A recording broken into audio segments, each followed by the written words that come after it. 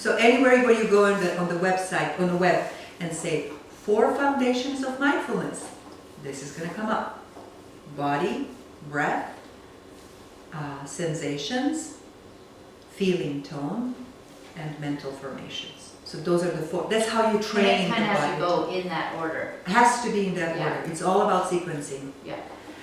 It's all about sequencing, because usually people are in their mental state and they're going very, very, very fast.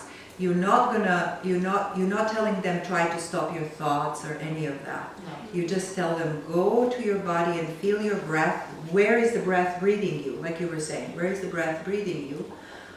And then you can say, notice the sensations. Now that they're focusing on the breath, that's very easy because there is some wave happening there. So you can say, where does it feel easy and where do you feel it's kind of like a little bit restricted maybe. Mm-hmm.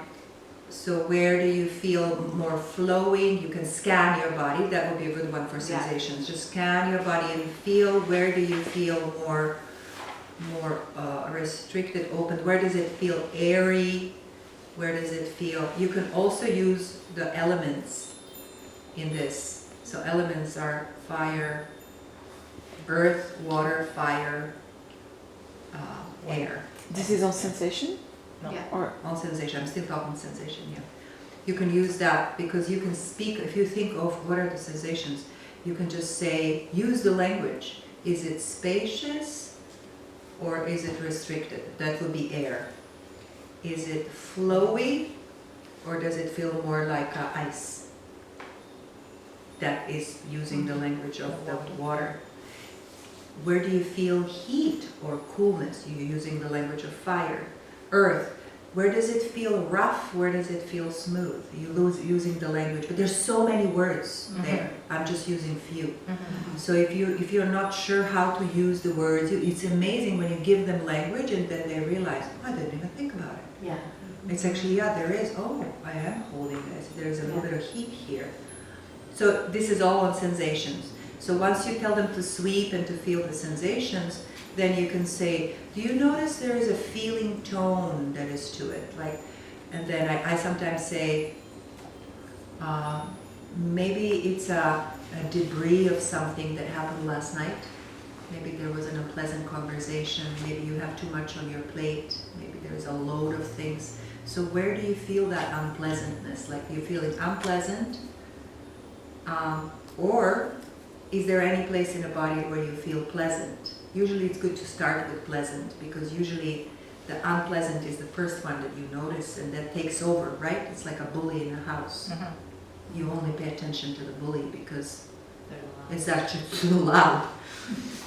So unpleasant is the bully in the house. And they speak about, the brain research speaks about now that we're learning in 2 ways with the brain. We're learning when an extremely unpleasant situation hits us, or we'll learn if there is real pleasantness. That's why Gil Hedley was saying, increase your tolerance to pleasure, because the brain is, if you keep them into the pleasure space, the brain is suddenly learning so much. Or if something extremely unpleasant hits you, like God forbid, miscarriage, child loss, something happens, some leave, something, then you suddenly, like, it takes you a while to come to this learning, but it's a big learning. That will shift you, right? Yeah. But also to know pleasant too. Pleasant.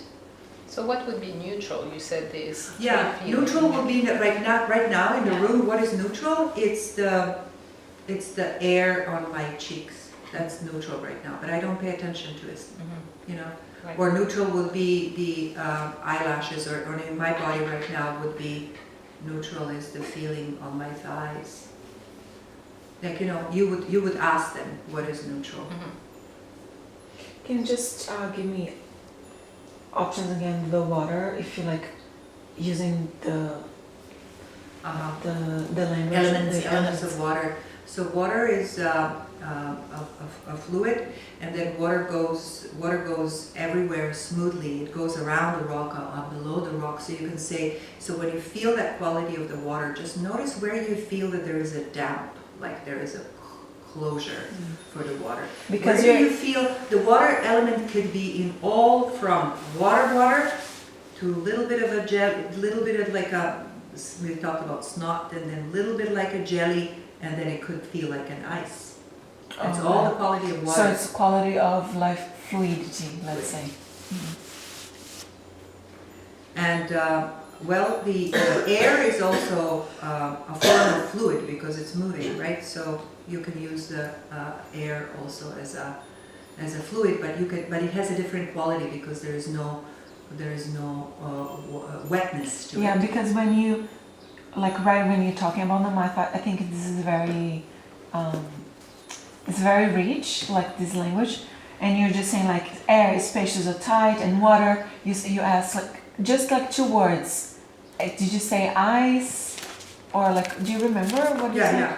I said ice or of just this fluidity, huh? It's on the tape, you listen to it. Flow or ice. Okay. Yeah. It's not on the tape? But these are 2 extremes that you can kind of work with it.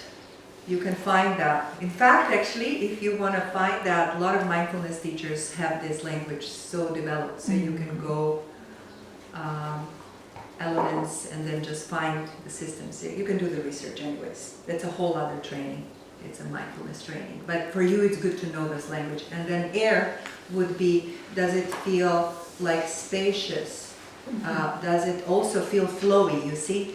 But the thing is that the quality, there is some intrinsic quality of the elements. The intrinsic quality of the element of fire is heat. It's just what it is. The water is wetness. It's just what it is. The air is a moving space. That's just what it is. So they have this kind of quality of it that is intrinsic.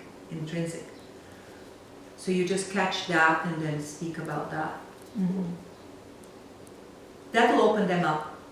Because awareness of the areas that are holding can release already a lot. You know what I mean? So if you got And what do you do with it's fire again? so totally in their mind, and that's how they, that's how Cool or heat? they live, but they're just. Is it cold or they yes? can't get Fire, out of yes.